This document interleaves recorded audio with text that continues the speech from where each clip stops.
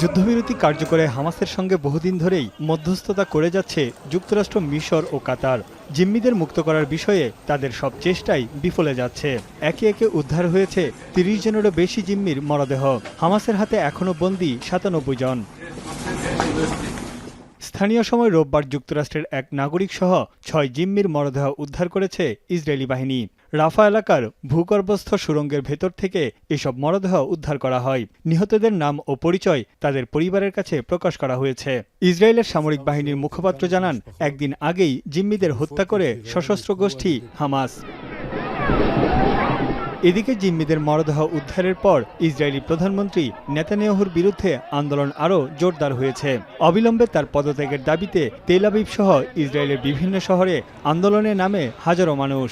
বন্দীদের মুক্ত করতে হামাসের সঙ্গে দ্রুত চুক্তিতে আসার দাবি জানায় জিম্মিদের স্বজনেরা। We're grieving the death of 6 hostages. They should have come back alive. They could have come back alive.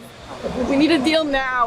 6 hostages were murdered cruelly only recently, which shows or proves that the government could have saved them. Doesn't care about the hostages and doesn't do anything in order to release them. The deal should have been signed long time ago, and these people for sure, like many others, could have been saved. যদিও নেতানিয়াহুর অভিযোগ, Hamas কোনো চুক্তিতে আসতে রাজি না, তাই তারা জিম্মিদের নির্মমভাবে হত্যা করছে। בימים אלה, בשעה שישראל מנהלת משא ומתן אינטנסיבי מול המתווכות במאמץ עליון להגיע לעסקה, החמאס ממשיך לסרב בתוקף לכל הצעה. গত ৭ অক্টোবর ইসরায়েলে ফিলিস্তিনের সশস্ত্র গোষ্ঠী হামাসের হামলায় প্রাণ হারান প্রায় ১,২০০ জন মানুষ। জিম্মি করে গাজায় নিয়ে যাওয়া হয় প্রায় ২৫০ জনকে। জবাবে গাজায় হামলা চালিয়ে এখন পর্যন্ত ৪৫,০০০-এর বেশি ফিলিস্তিনিকে হত্যা করেছে ইসরায়েলি বাহিনী। তানভীর জানি, এখন বিশ্ব।